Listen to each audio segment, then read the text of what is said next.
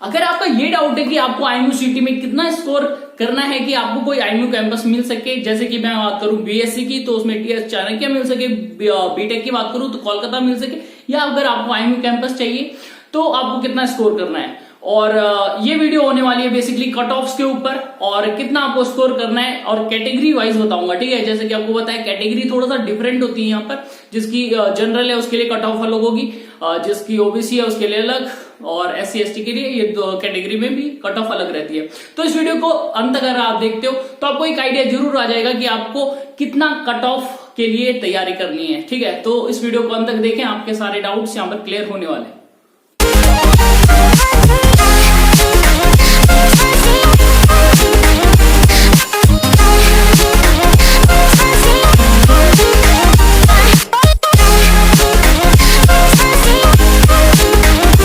So hey guys, what's up? This is AJ and today in this video we are going to talk about the cut off and cut off के बारे में video बनाना इसलिए जरूरी है क्योंकि यहाँ पर अगर आप फेब बैच देखो या अगस्त बैच देखो, ये डाउट हमेशा कॉमन होता है कि लाइक मुझे कितना स्कोर करना चाहिए कि मैं लिस्ट में आ सकूं। और स्पेशली अगस्त बैच में जब हम बात करते हैं ना, जो भी आईएमयू कैंपस के लिए ट्राई कर रहे हैं तो उनको कम से कम रैंक लानी होती है।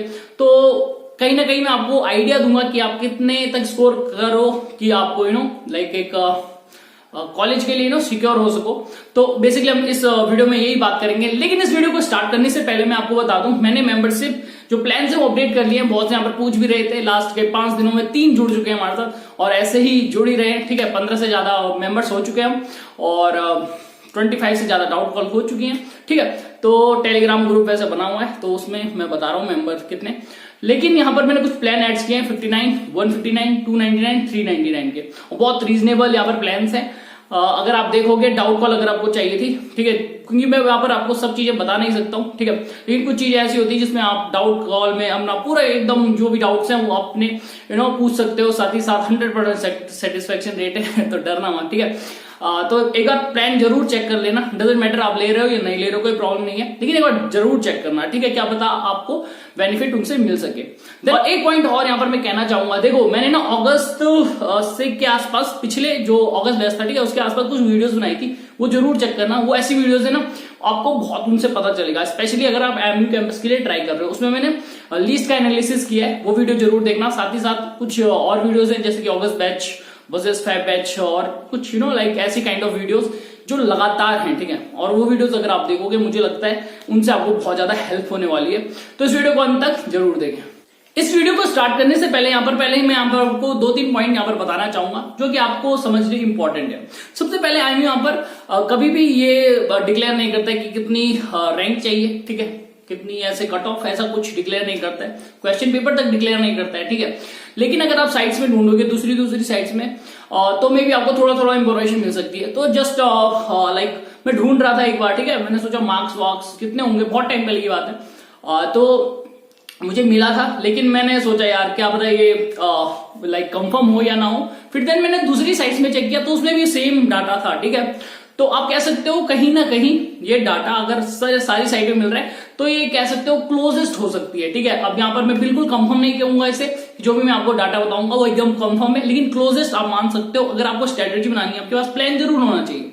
और प्लान किस पे आप टारगेट करोगे, मतलब कितने नंबर के लिए आप टारगेट करोगे, तो वो यहां से आप बिल्ड कर सकते हो, ठीक है। तो यहाँ पर कुछ पॉइंट्स और हैं जो सबसे पहले आपको ध्यान में रखने हैं। देखो जैसे डीएनएस होता है, डीएनएस में आपको पता होगा 2 यहाँ पर ऑप्शंस आपके पास हैं, ठीक है। एक तो आपके पास आईएमयू कैंपस हो गया, दूसरा आपके पास हो गया प्राइवेट कॉलेजेस, ठीक है। और बहुत से लोग यहाँ पर आईएमयू कैंपस के लिए भी ट्राई करते हैं। अब आप सोचे होंगे यार ऐसी कैसा, मतलब ऐसा क्यों, क्योंकि स्पॉन्सरशिप तो वहां मिलने नहीं वाली है, लेकिन क्यों ट्राई करते हैं, इसका जवाब भी है। देखो क्या होता है ना, मे बी प्लेसमेंट कम हो, ठीक है, आईएमयू कैंपस में, बट जिसको अपने ऊपर कॉन्फिडेंस होता है वो बिल्कुल वहीं जाता है। और ऐसी बात में आपको अगर एग्जांपल दूं 2020 का जो अगस्त बैच हुआ था उसमें जो फर्स्ट रैंक था, ठीक है, फर्स्ट रैंक था यश खत्री नाम से ऐसा कुछ था, ठीक है। तो वो भी आईएमयू कैंपस उसने ज्वाइन किया, ठीक है। तो वो मेरे साथ था, मतलब इंस्टा पे जुड़ा हुआ था, ठीक है। तो देख सकते हो आईएमयू कैंपस भी बहुत से ज्वाइन करते हैं, ऐसा नहीं है। और आपको दिखेंगी जब लिस्ट आती है ना तो उसमें देखना आईएमयू कैंपस बहुत से ज्वाइन करते हैं डीएनएस के लिए। एंड फिर आपके पास प्राइवेट कॉलेजेस आते हैं, तो प्राइवेट कॉलेजेस के पास बहुत से ऑप्शन है आपके पास, जो कि मैंने पहले से ही सारी बताई हुई है, फीस बताई है उसकी और कौन कौन से कॉलेजेस हैं सारे बताई हुई है। अदरवाइज जब मैं अगस्त बैच का फुल डिटेल वीडियो बनाऊंगा तो उसमें बता दूंगा, ठीक है। और इसमें बेसिकली होता है सीट सिस्टम, ठीक है। तो यहाँ पे ना देखो आईएमयू है वहां पे तो आपका कट ऑफ जरूरी है, ठीक है, कट ऑफ के हिसाब से आपको कॉलेज मिलेगा। बट जब मैं प्राइवेट की बात करता हूँ ना, तो यहाँ पर सीट सिस्टम होता है। सीट सिस्टम मतलब अगर आप किसी के इंस्टीट्यूट के पास 80 सीट है तो वो ओनली 80 को ही लेंगे। और 80 कौन से होंगे? जिनको स्पॉन्सर्ड होंगे, ठीक है, जो स्पॉन्सर्ड होंगे और जो लाइक टॉप 80 रैंक्स में होंगे, ठीक है, उस लिस्ट में, तो वही वो सिलेक्ट करेंगे। समझे? थोड़ा सा कंफ्यूजिंग है लेकिन समझ लो, क्योंकि यहाँ पे ना बहुत ज्यादा अगर आपकी रैंक भी है, सपोज करो यहाँ पर 3000 रैंक भी है, फिर भी आप सिलेक्ट हो जाते हो, 4000 भी होती है फिर भी सिलेक्ट हो जाते हो, ठीक है। लेकिन यहीं पे बात करूं अगर आईएमयू कैंपस में, तो ये बहुत ऊपर नहीं जाती है, ठीक है। तो ये थोड़ा सा आपको ध्यान में रखना है। फिर मैं बात करता हूँ यहाँ पर आप बीएससी बीटेक के बारे में। तो बीएससी बीटेक में भी आपके पास दो ऑप्शन होते हैं, आईएमयू कैंपस होता है, आपके पास होता है प्राइवेट कॉलेजेस। और प्राइवेट कॉलेजेस का जो प्लेसमेंट रिकॉर्ड है वो काफी ज्यादा अच्छा होता है, ठीक है, आईएमयू कैंपस से। काफी ज्यादा का मतलब है स्पेशली बीटेक में बात कर रहा हूँ, बीएससी में अभी नहीं बोल रहा हूँ, बीटेक की बात कर रहा हूँ। अगर आप देखोगे कभी प्लेसमेंट रिकॉर्ड, जैसे मैं आईएमआई नोएडा का ही देख लूं, तो जितना मैंने देखा है 100% प्लेसमेंट रिकॉर्ड था उसमें बीटेक में, ठीक है। वैसे आपका तुलानी भी ऑप्शन बहुत अच्छा है।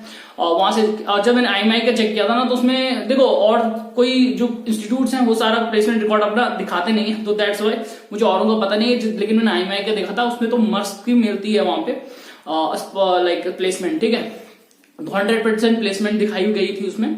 और बहुत से आपके पास जैसे सिम्स हो गया आपके पास, ठीक है, आपके पास तोलानी हो गया, तो आप इनसे बीटेक कर सकते हैं। प्राइवेट कॉलेजेस हो गए। अब मैं बात करता हूँ जैसे कि आपके पास है कोलकाता, ठीक है।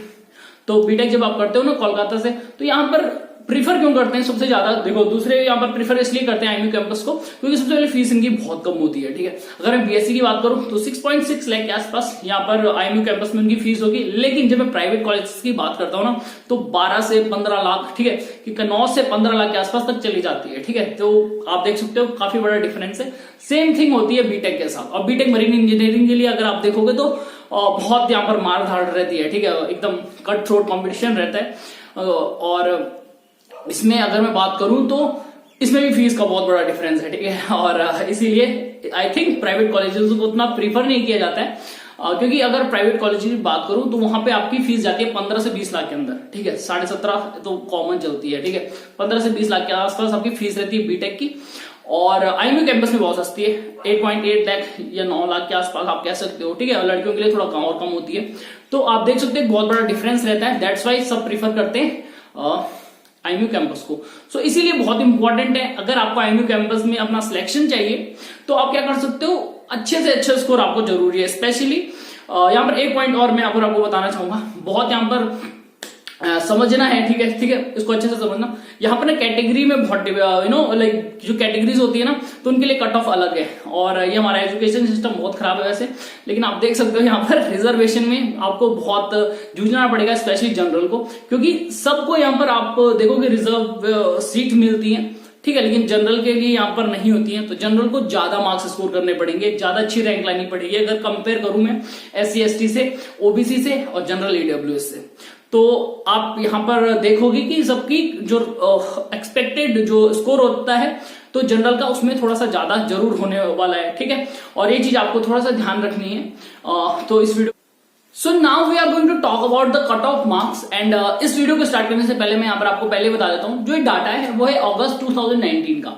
ठीक है। तो बहुत ज्यादा वेरी तो नहीं करेगा ये, लेकिन आसपास समझ लेना, ठीक है, अपने हिसाब से देख लेना, क्योंकि 2019 का है तो 2021 2 साल हो चुके हैं। लेकिन ऐसे ही कुछ ओपनिंग रैंक और क्लोजिंग रैंक ऐसी रहेंगी। और इससे पहले आपको एक चीज और बता दूं, एक वीडियो मैंने बनाई थी जिसमें कट ऑफ रैंक बताई थी DNS के लिए, तो उसमें 171 की जगह 161 की जगह मैंने 171 के आसपास बता दिया था। तो उसको थोड़ा सा करेक्ट कर लेना, अदरवाइज मैं कमेंट सेक्शन में वो बता दूंगा, ठीक है। अब हम बात करने वाले हैं क्लोजिंग और ओपनिंग रैंक के बारे में, लेकिन पहले मैं बता देता हूँ क्लोजिंग रैंक और ओपनिंग रैंक क्या होती है। ओपनिंग रैंक जो होती है, जो मैक्सिमम मार्क्स होता है जो एक कॉलेज के लिए जरूरी होते हैं, ठीक है। और क्लोजिंग रैंक हो गया जो मिनिमम मार्क्स हो गए, ठीक है, मतलब समझ रहे हो, जो स्टार्ट होगा तो क्लोज इतने जो हाईएस्ट मार्क जो आपके होने चाहिए, ठीक है, वो समझ रहे हैं ना, ओपनिंग रैंक हो गई। और जो मिनिमम मार्क्स हो गए वो क्लोजिंग रैंक हो गई। अदरवाइज तुम पढ़ लेना इसको थोड़ा सा अंदर से, क्योंकि यहाँ पर अब मैं सीधे स्टार्ट करने वाला हूँ, ठीक है। तो सबसे पहले मैं बात कर लेता हूँ बीटेक के बारे में, ठीक है। तो बीटेक के लिए ओपनिंग रैंक क्या होने वाली है, यहाँ पर 3 नंबर कैटेगरी है, जनरल, SC ST, ठीक है। जनरल के लिए होती है 177, SC के लिए होती है 123, ST के लिए होती है 117, ठीक है। ये थी ओपनिंग रैंक। अब मैं बात कर रहा हूँ क्लोजिंग रैंक के बारे में। समझ गया ना, मिनिमम रैंक कितनी होनी चाहिए। जनरल के लिए होती है 145, एससी के लिए होती है 88, एसटी के लिए होती है 81, ठीक है। और ये अगर आप देखोगे कभी भी लिस्ट एनालिसिस जो मैंने की थी उस वीडियो में देखना, तो यहां पर ना बोलते जरूर हैं कि यार 800 900 रैंक लाओ तो आपको मिल जाएगी, लेकिन जब आप कैटेगरी में इसे डिवाइड करोगे तो जनरल के लिए कभी कभी 500 से ऊपर भी नहीं जाती है, ठीक है। तो इस चीज का थोड़ा सा ध्यान रखना, ओपनिंग रैंक और क्लोजिंग रैंक यहां पर काम आएगी आपके, ठीक है, इन चीजों को समझने में। दूसरा जो कोर्स है वो है आपका बीएससी नॉटिकल साइंस। अब मैं इसके ओपनिंग रैंक की बात करता हूं। जनरल के लिए है 169 मार्क्स, एससी के लिए 118, एसटी के लिए 109, ठीक है। और जब मैं बात करता हूँ क्लोजिंग रैंक की, तो जनरल के लिए हो गई 127, एससी के लिए हो गई 65 और एसटी के लिए हो गई 64। देन हम बात करते हैं डिप्लोमा इन नॉटिकल साइंस के बारे में, जो 1 साल का कोर्स है और आईएमयू कैंपस से तो बहुत कम करते हैं, लेकिन जो भी करते हैं उनके लिए ये जरूर हो सकता है हेल्पफुल। तो ओपनिंग रैंक की जब मैं बात करता हूं तो जनरल के लिए 161, एससी के लिए 113, एसटी के लिए 111 एंड देन क्लोजिंग रैंक की अगर बात करें तो जनरल के लिए 121, एससी के लिए 71, ठीक है 71 और एसटी के लिए 67, ठीक है। और एक और कोर्स जो है वो है आपका BTech in naval architecture and ocean engineering, ठीक है। इसमें भी काफी लोग इंटरेस्टेड रहते हैं, कम रहते हैं लेकिन काफी लोग रहते हैं, क्योंकि मैंने देखा हुआ है, ठीक है। इसके लिए भी काफी सवाल आते हैं। तो इसकी जो ओपनिंग रैंक कह सकते हो आप है, जनरल के लिए 161, एससी के लिए 119, एसटी के लिए 110 और सेम यहां पर क्लोजिंग रैंक की जब मैं बात करता हूं तो 134 जनरल के लिए, एससी के लिए 79, एसटी के लिए 76 हो, ठीक है। ये काफी लंबा हो गया, लेकिन थोड़ा सा एक बार अगर आप कहीं भी मिस कर जाओ तो अच्छे से देख लेना, ठीक है। और एक चीज मैं यहाँ पर आपको बताना चाहूंगा, ठीक है, ये कहीं ना कहीं वेरी कर सकते हैं स्कोर, ठीक है, क्योंकि 2 साल हो चुके हैं, स्कोर बिल्कुल वेरी करेगा।